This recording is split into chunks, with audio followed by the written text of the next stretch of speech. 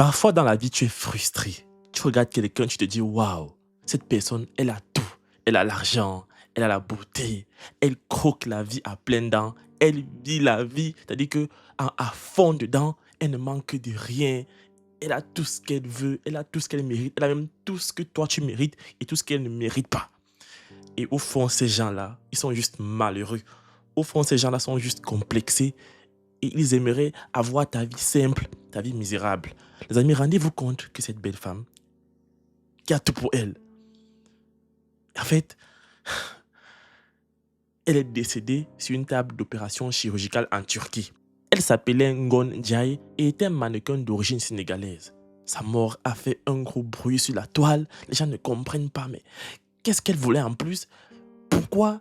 En tout cas, l'opinion publique et les internautes sont choqués.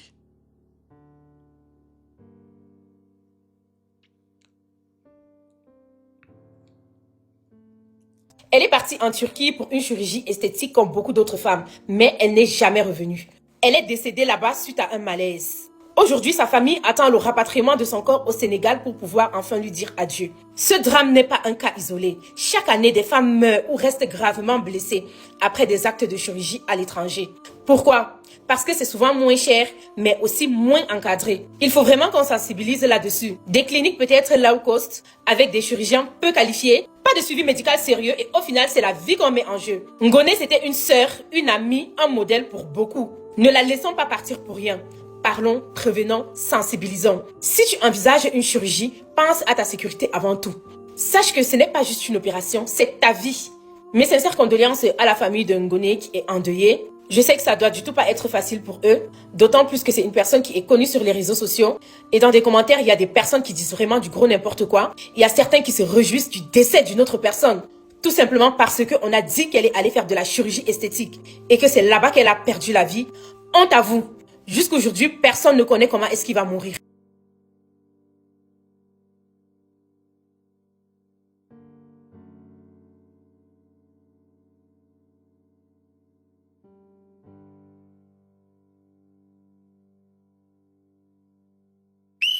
Il dit qu'elle est boquichou.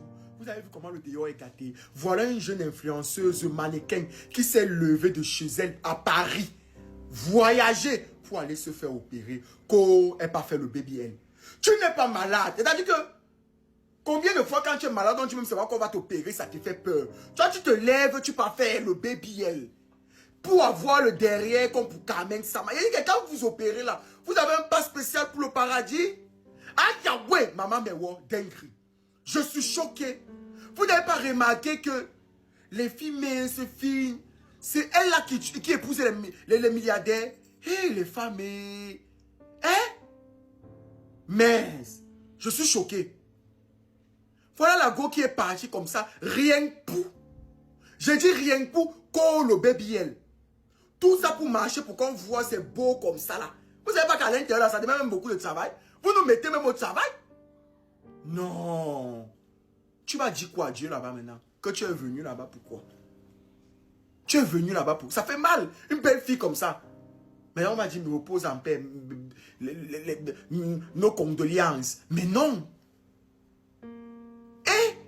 Et en plus, je me rappelle, j'avais une amie qui était allée pour faire son BBL. Quand elle est arrivée à la clinique, elle trouve que la clinique a été fermée parce qu'on dit qu'il y a beaucoup de gens qui sont coincés là-bas. Ah!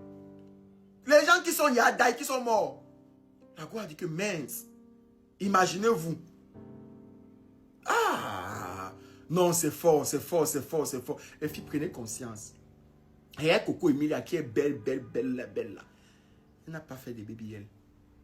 La seule chose qu'elle a fait, c'est la réduction mammaire. Parce qu'elle avait mal. Arrêtez ça. Il y a quoi? Vous voulez ressembler à Cocoise de Diamant.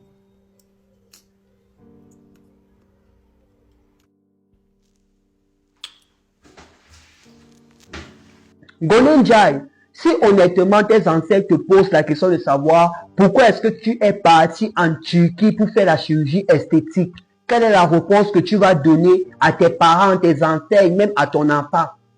Dis-nous honnêtement ce que tu vas dire. Parce que honnêtement, te voyant là naturellement d'abord, tu es plus belle et très belle même. Je ne sais pas pourquoi certaines femmes de nos jours sont tellement complexées. Bref, pour ceux qui ne sont pas au courant, Golden Joy, c'est une artiste modéliste, mannequin sénégalaise, bref, était, qui a quitté la France pour partir en Turquie dans le but de faire la chirurgie esthétique, communément appelée le BBL. Mais malheureusement, l'État turc annoncera à la famille que cette dernière est partie. Très honnêtement, il y a des femmes que quand on voit, on dit que oui, celle-là a raison d'aller faire la chirurgie. Si celle-là est partie faire la chirurgie, c'est certainement parce qu'elle a raison. Mais toi, honnêtement, là, tu es parti faire la chirurgie, pourquoi? Plus belle que Regina Daniel, tu étais. Plus belle que Uche Montana, tu étais. Tu avais la bosse, tu avais tout. Tu avais tout comme la femme sénégalaise. Moi, je ne connais pas les Sénégalais dans ce genre de cru. Les Sénégalaises sont d'abord belles naturellement. Regardez, une femme pleine de vie comme ça là, qui avait tout le potentiel, le body. Mais à cause du suivisme, à cause de la célébrité, à cause d'un gars, elle est partie faire sa part de chirurgie. Soit c'était pour attirer d'autres mecs, soit c'était pourquoi.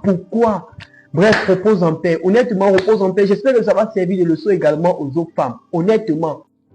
Chacun peut dire ce qu'il pense, mais je pense que c'est au-delà de la compréhension. Je pense que c'est quelque chose d'addictif. Un peu comme ceux qui sont addicts à la drogue, à la cigarette, à l'alcool. Vous voyez, une fois que tu as commencé, tu es dedans, tu ne peux plus t'arrêter. C'est un peu comme ceux qui font les tatouages. Une fois que tu as commencé un premier tatou, tu vas en faire sur tout ton corps. Un peu comme ceux qui aiment les piercings. Une fois que tu as fait un, tu vas en faire partout. Je dis, ils sont dans peut-être, il ou elle, elles sont dans un cercle vicieux où elles ne se rendent pas compte de l'engrenage dans lequel elles ne se rendent pas peut-être compte de ce qu'elles font, l'engrenage où elles se trouvent. Il faut une personne extérieure. Il faut quelqu'un qui ait assez de couilles. Vous voyez, parmi ses amis dans son entourage, qui va lui dire, attends, tu vas trop loin, arrête. Il faut cette personne-là. Malheureusement, dans l'entourage des gens comme ça, ce sont soit des profiteurs, parce que si déjà elle va sur une table d'opération, ça veut dire qu'elle a de l'argent. Ça veut dire qu'elle met ses proches à l'aise. Donc, qui va se lever pour contrarier quelqu'un? Ça contrarie. Imagine, toi, on te dit, vas-y, arrête de faire ça, c'est pas bien, arrête de faire le BBL, ne fais plus l'opération chirurgicale. Ça va t'énerver. Tu vas te dire, mais tu es qui en fait pour me parler de ça? Toi, tu es qui? C'est mon argent, c'est mon corps. Vous voyez ce que je veux dire?